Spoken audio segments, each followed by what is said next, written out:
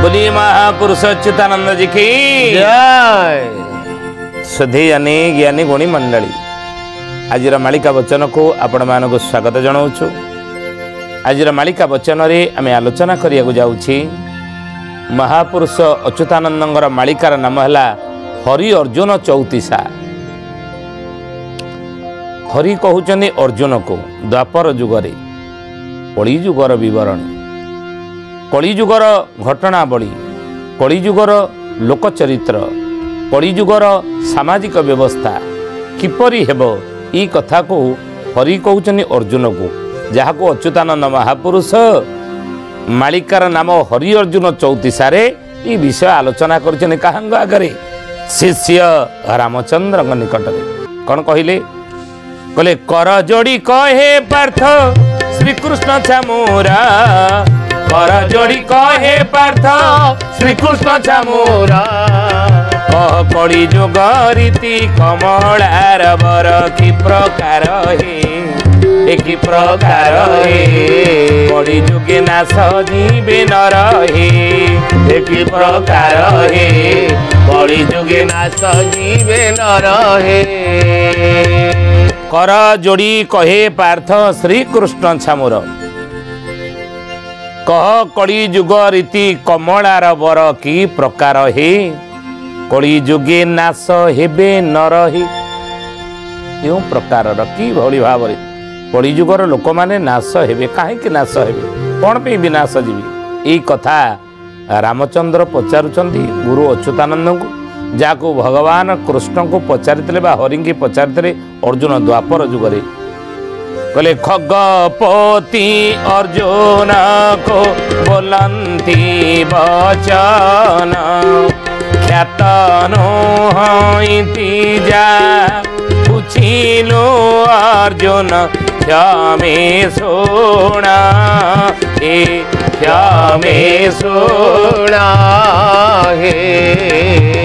कहिबा गत कथा मान हे क्षमे सोना हे कहिबा गत कथा मान हे। सुधियानी ज्ञानी गुणी मंडली महामुनि व्यासदेव भविष्य पुराण रे कथा लिखिछन कलिजुगर भविष्य वाणी खगपति अर्जुन को बोलंती वचन खगपति पहले गरुड़ उपरे जहाँकर आसन से होचन कि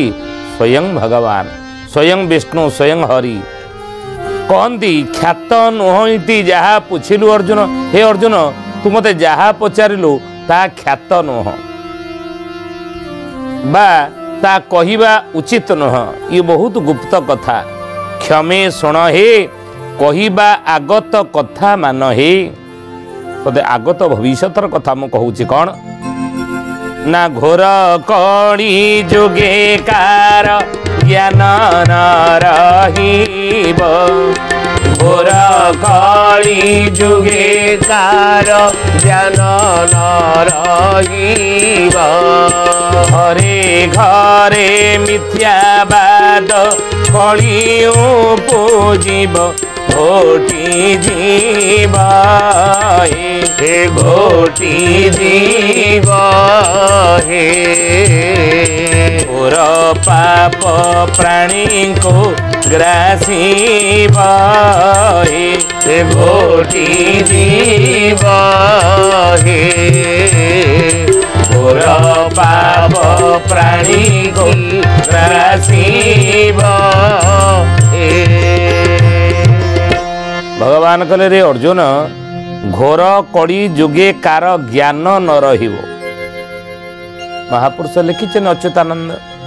घोर कड़ी काल निश्चय पड़िबो ज्ञानी हेबे बाट बड़ा ज्ञान कार रहिबनी ज्ञान कहले को ज्ञान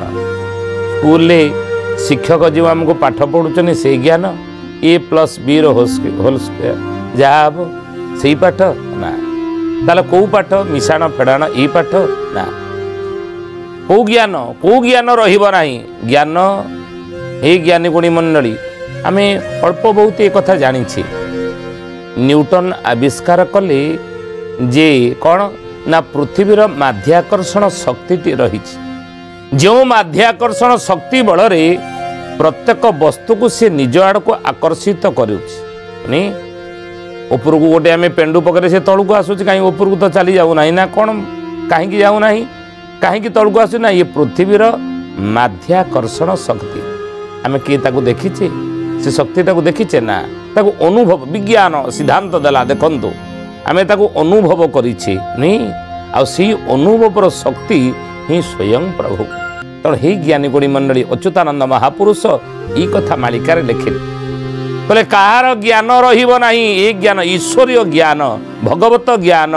नहीं सद ज्ञान ई ज्ञान कहाठारे आसीबो नहीं। बोलिए महापुरुष अच्युतानंद जी की जय। सुधी जाने ज्ञानी गुणी मंडली आज मालिका वचन रे आम आलोचना करुची महापुरुष अच्युतानंद मालिकार नाम है हरि अर्जुन चौतीसा। ये हरि अर्जुन चौतीसा रे पदटी कौन ना अच्युतानंद कहउचंदी घोर कली जुगे कार राम रे ज्ञान न रहिब कहार ज्ञान रहिब नाही को ज्ञान ना ईश्वरीय ज्ञान को ज्ञान ना भगवत ज्ञान को ज्ञान ना सद ज्ञान को ज्ञान ठीक भूल भल मंद पाप पुण्य उचित अनुचित ई विचार ई विवेक कहाठार रहिबो नाही। समस्ते विवेकहीन हेबे समस्ते विवेकहीन हेबे विवेक विचार कहाठार रहिबो नाही। आगुरु थिला आगुरु विवेक विचार लोकंठारे थिला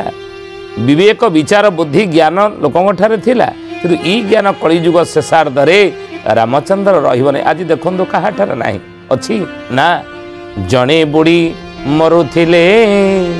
जणे हसु हिबा। अच्युतानंद कहले राम रे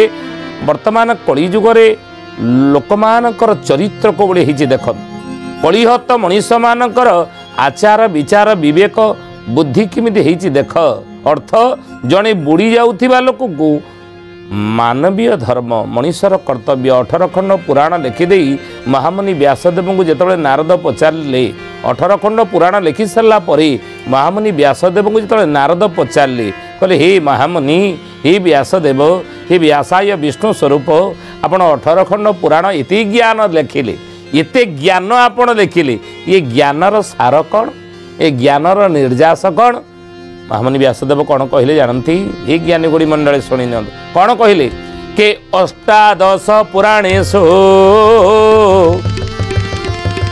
व्यासस्य वचनं द्वयं। व्यासदेव कहले हे नारद मु 18 खंड पुराण ये ज्ञान शास्त्र मु लिखिली किंतु तार निर्यास मु दुईटी तुमको कहूँ ना कौन ना परोपकाराय स्वर्गाय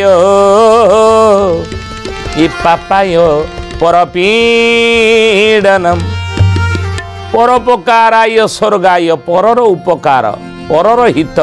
परर मंगल चिंता करिबा ये होची स्वर्ग ये होची स्वर्ग स्वर्गानुभूति स्वर्ग प्राप्तर अनुभूति मनीष ठारे आसीजीव आनंद उत्फुल्लित हो तार अंतकरण तार अंतरात्मा केतेबेले ना अन्य को जिते से सहयोग कला अन्य को जिते साहाय्य कला अन्यर जो उपकार कला ताले कौन हम ना सी तार अंतरात्मा उत्फुल्लित हो खुशी हो आनंद से दुखीटी खाइया पाई न 3 दिन हेल्ले भोक उपास ताको खाद्य टी आम देदेबा सी तो टाकू टाकू ही खाई जाऊ सी जो आनंद खाऊ से खाइबाटा देखिले जी दान कर खुशी हो से आनंदित हो आनंदित हो जाए। उपकार कार करवान कर अपकार कर नहीं प्रशंसा कार करवान कर निंदा बुल नहीं कही निंदा बुल नहीं कही है सुजने निंदा बुल नहीं कही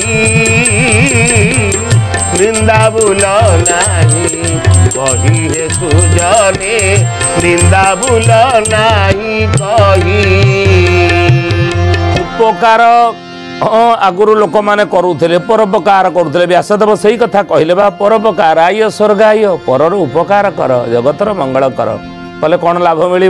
ମୁଁ ତାର ମଙ୍ଗଳ ଚିନ୍ତା କରିବି, ମୁଁ ତାର ହିତ ଚିନ୍ତା କରିବି, ଠାକୁରଙ୍କ ପାଖରେ ଯାଇ ମୁଣ୍ଡିଆ ମାରିବି, ମୋ ପଡ଼ିଶା ଭଲରେ ରହୁ, ସଂସାରବାସୀ ସୁଖରେ ରୁହନ୍ତୁ, ସର୍ବେ ଭବନ୍ତୁ ସୁଖିନଃ, ସର୍ବେ ସନ୍ତୁ ନିରାମୟା, ସର୍ବେ ଭଦ୍ରାଣୀ ପଶ୍ୟନ୍ତୁ, ମା କଶ୍ଚିତ୍ ଦୁଃଖ ମା ଭବେତ୍। ମୋତେ ବରଂ ଦୁଃଖ ମିଳୁ ପ୍ରଭୁ, ମୋତେ ଆମେ ଏଇ କଲ୍ୟାଣ କରୁନେ କି? ଜଣେ ବ୍ରାହ୍ମଣ ଯେତେବେଳେ କଲ୍ୟାଣ କରେ ସେ କ'ଣ କରେ? ସର୍ବେ ଭବନ୍ତୁ ସୁଖିନଃ, ସମସ୍ତେ ସୁଖରେ ରୁହନ୍ତୁ, ସର୍ବେ ସନ୍ତୁ ନିରାମୟା, ସମସ୍ତେ ନିରାମୟ ରୁହନ୍ତୁ, ରୋଗବିହୀନ ରୁହନ୍ତୁ, ନିରୋଗ ଜୀବନଯାପନ କରନ୍ତୁ, ସର୍ବେ ଭଦ୍ରାଣୀ ପଶ୍ୟନ୍ତୁ, ସମସ୍ତେ ଭଦ୍ର ହୁଅନ୍ତୁ, ସମସ୍ତେ ଭଲ